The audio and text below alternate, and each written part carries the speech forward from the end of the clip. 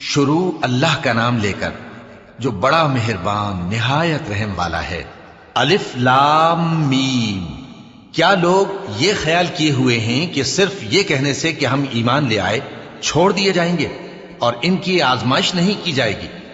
اور جو لوگ ان سے پہلے ہو چکے ہیں ہم نے ان کو بھی آزمایا تھا اور ان کو بھی آزمائیں گے، سو اللہ ان کو ضرور معلوم کرے گا جو اپنے ایمان میں سچے ہیں اور ان کو بھی جو جھوٹے ہیں۔ کیا وہ لوگ جو برے کام کرتے ہیں یہ سمجھے ہوئے ہیں کہ یہ ہمارے قابو سے نکل جائیں گے؟ جو فیصلہ یہ کرتے ہیں برا ہے۔ جو شخص اللہ کی ملاقات کی امید رکھتا ہو تو اللہ کا مقرر کیا ہوا وقت ضرور آنے والا ہے، اور وہ سننے والا ہے، جاننے والا ہے۔ اور جو شخص محنت کرتا ہے تو اپنے ہی فائدے کے لیے محنت کرتا ہے، بے شک اللہ تو سارے جہان سے بے نیاز ہے۔ اور جو لوگ ایمان لائے اور نیک عمل کرتے رہے ہم ان کے گناہوں کو ان سے دور کر دیں گے اور ان کو ان کے اعمال کا بہت اچھا بدلہ دیں گے۔ اور ہم نے انسان کو اس کے ماں باپ کے ساتھ نیک سلوک کرنے کا حکم دیا ہے۔ اے مخاطب، اگر تیرے ماں باپ تجھے مجبور کریں کہ تو میرے ساتھ کسی کو شریک بنائے جس کی حقیقت کی تجھے واقفیت نہیں، تو ان کا کہا نہ مانیو۔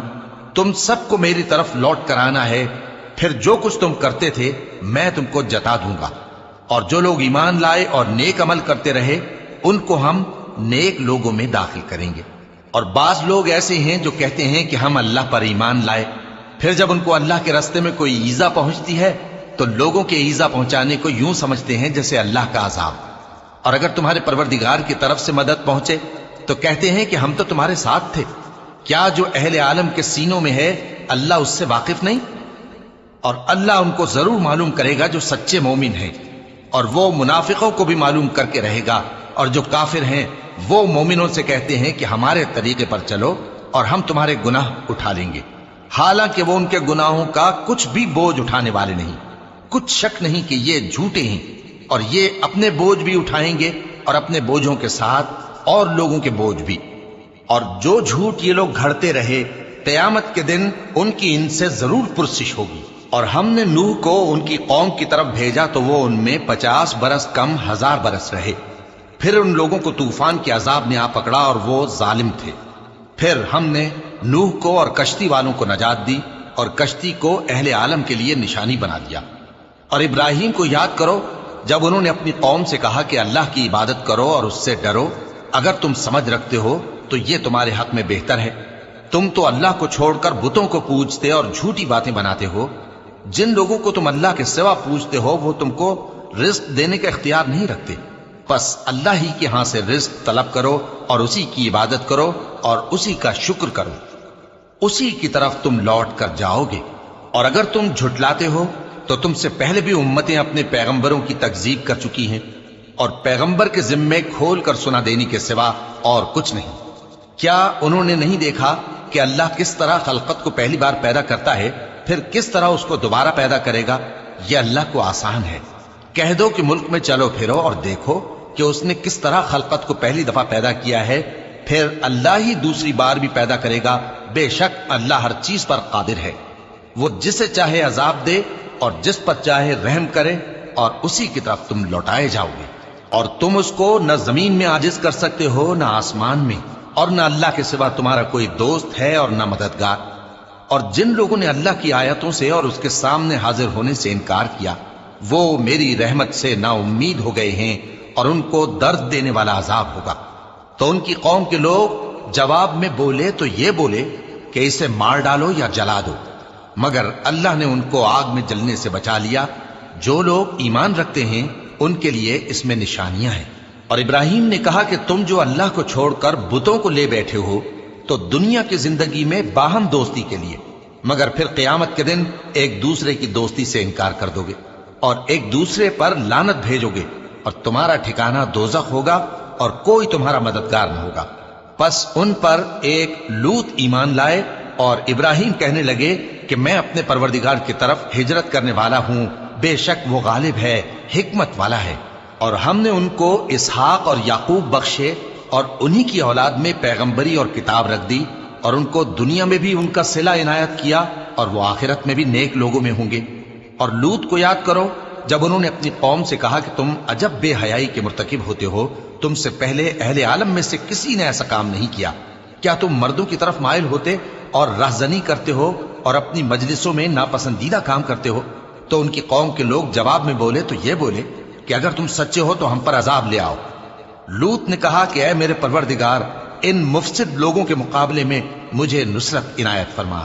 اور جب ہمارے فرشتے ابراہیم کے پاس خوشی کی خبر لے کر آئے تو کہنے لگے کہ ہم اس بستی کے لوگوں کو ہلاک کر دینے والے ہیں کہ یہاں کے رہنے والے نافرمان ہیں۔ ابراہیم نے کہا کہ اس میں تو لوط بھی ہیں۔ وہ کہنے لگے کہ جو لوگ یہاں رہتے ہیں ہمیں سب معلوم ہے، ہم ان کو اور ان کے گھر والوں کو بچا لیں گے بجز ان کی بیوی کے کہ وہ پیچھے رہنے والوں میں ہوگی۔ اور جب ہمارے فرشتے لوط کے پاس آئے تو وہ ان کی وجہ سے ناخوش اور تنگ دل ہوئے۔ فرشتوں نے کہا کچھ خوف نہ کیجیے اور نہ رنج کیجیے، ہم آپ کو اور آپ کے گھر والوں کو بچا لیں گے مگر آپ کی بیوی کے پیچھے رہنے والوں میں ہوگی۔ ہم اس بستی کے رہنے والوں پر اس سبب سے کہ یہ بدکرداری کرتے رہے ہیں آسمان سے عذاب نازل کرنے والے ہیں، اور ہم نے سمجھنے والے لوگوں کے لیے اس بستی کی ایک کھلی نشانی چھوڑ دی۔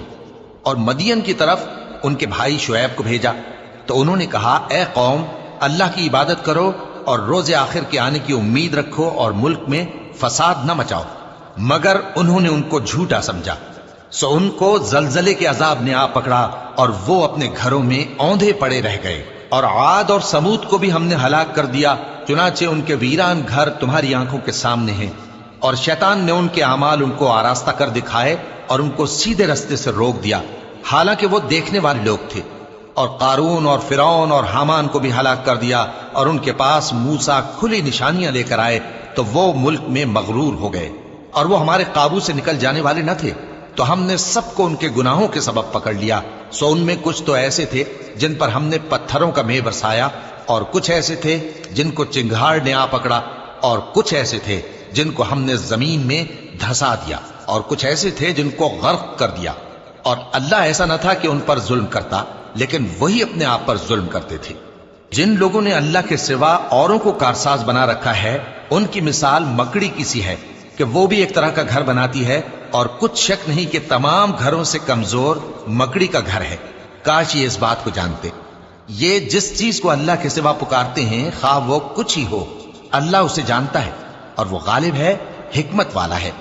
اور یہ مثالیں ہم لوگوں کے سمجھانے کے لیے بیان کرتے ہیں، اور اسے تو اہل دانش ہی سمجھتے ہیں۔ اللہ نے آسمانوں اور زمین کو حکمت کے ساتھ پیدا کیا ہے، کچھ شک نہیں کہ ایمان والوں کے لیے اس میں نشانی ہے۔